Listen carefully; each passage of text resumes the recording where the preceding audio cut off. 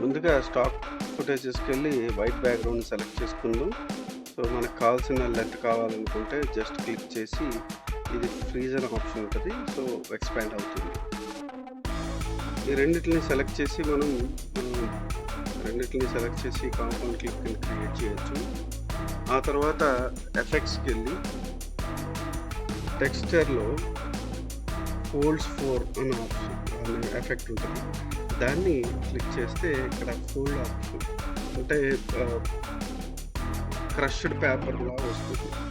So, దాని తర్వాత దీని మీద క్లిక్ చేసి అడ్జస్ట్‌మెంట్ క్లిక్ చేసి ఆల్ అని సెలెక్ట్ అయింది కదా ఫస్ట్‌ది. దీన్ని కొంచెం ఇస్తే ఒక టర్న్ పేపర్‌లా కనిపిస్తుంది. పేపర్ టియర్ అంటే కొంచెం చిరిగిపోయిన పేపర్‌లా ఎఫెక్ట్ పెట్టాలనుకుంటే ఇలా పెట్టొచ్చు. ఇక్కడ చూస్తే టెక్స్చర్ అనేది ఉంది. తర్వాత చిరిగిపోయినట్టు కూడా ఉంది. ఆ తర్వాత ఈ మనం కావాల్సిన ఫొటోస్‌ని మనం డౌన్‌లోడ్ చేసుకోవాలి. సో, ఫస్ట్ పిక్చర్స్‌ని నేను సెలెక్ట్ చేసుకున్నా. సెకండ్ ఫోటోని కూడా నేను సెలెక్ట్ చేసుకున్నా. సో, మనం చూస్తే ఫస్ట్‌దొచ్చేసి ఒకటి 3 సెకండ్స్ సెలెక్ట్ చేసుకున్నాం.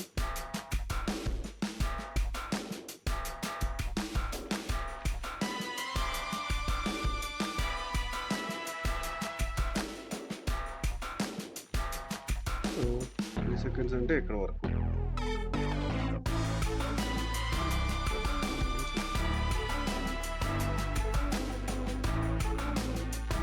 ఓకే.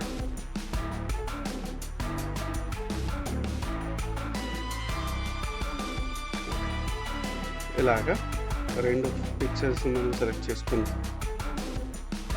సో, ఇది ఓకే. దీనికి లైట్‌గా మనం యానిమేషన్ యాడ్ చేద్దాం. సో, ఫస్ట్ బటన్ సెలెక్ట్ చేసి అవుట్ సెలెక్ట్ చేసి ఫ్లిప్ పెట్టుకొని బట్ దాని డ్యూరేషన్ కంప్లీట్‌గా చేద్దాం. సెకండ్ క్లిప్‌ని సెలెక్ట్ చేసి సెలెక్ట్ చేసి ఇక్కడ ఫ్లిప్ ఆప్షన్ ఉంటుంది. ఫ్లిప్ యానిమేషన్ ఆ ఫ్లిప్ యానిమేషన్‌ని మనం సెలెక్ట్ చేసుకోవాలి. ఓకే. ఇది అంతే. ఓకే. సో, రెండిటిని సెలెక్ట్ చేసి కంట్రోల్-సి అంటే కాపీ అండ్ కంట్రోల్-V. సెలెక్ట్ చేశాను. కంట్రోల్ పెట్టుకొని 2 సెలెక్ట్ చేశాను. Control-C and control. మనకి అదర్ ఫొటోస్ కావాలనుకుంటే ఈ సెకండ్ ఫోటోని ఇలా సెలెక్ట్ చేసుకొని రీప్లేస్ దీన్ని సెలెక్ట్ చేసుకొని replace.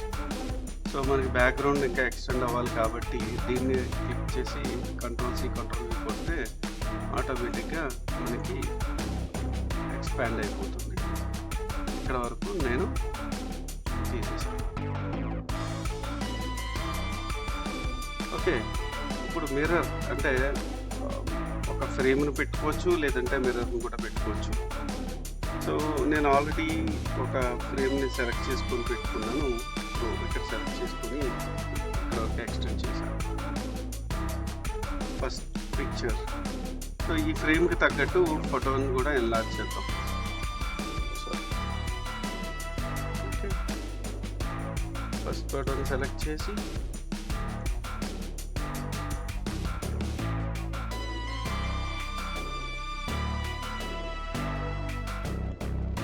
Okay.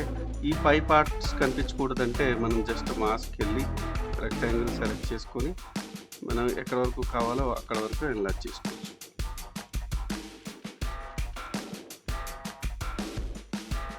Okay. Second photo same. Second photo కూడా సేమ్. ఎక్కడ వరకు పెట్టుకోవాలనుకుంటున్నాము అక్కడ వరకు పెట్టుకోవచ్చు. స్కేల్ కొంచెం తెచ్చుకొని ఓకే. మళ్ళీ మాస్క్‌కెళ్ళి సైజ్ తగ్గిద్దాం.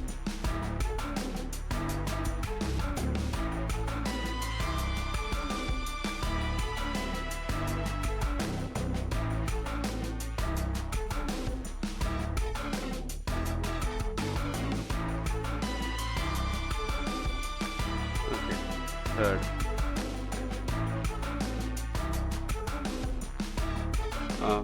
థర్డ్ అయితే కరెక్ట్‌గా సూట్ అయింది. Fourth suit. సో, ఇది అంతే.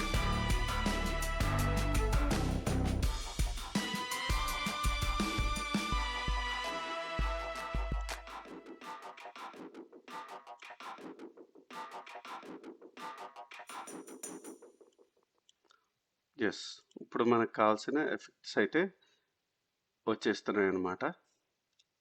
ఇలాగా మనకు కావాల్సిన 3D ఫ్రేమ్ ఎఫెక్ట్స్ మనం క్రియేట్ చేసుకోవచ్చు. సో, ఈ వీడియో గనుక మీకు నచ్చితే do like, share and subscribe. Thanks for watching.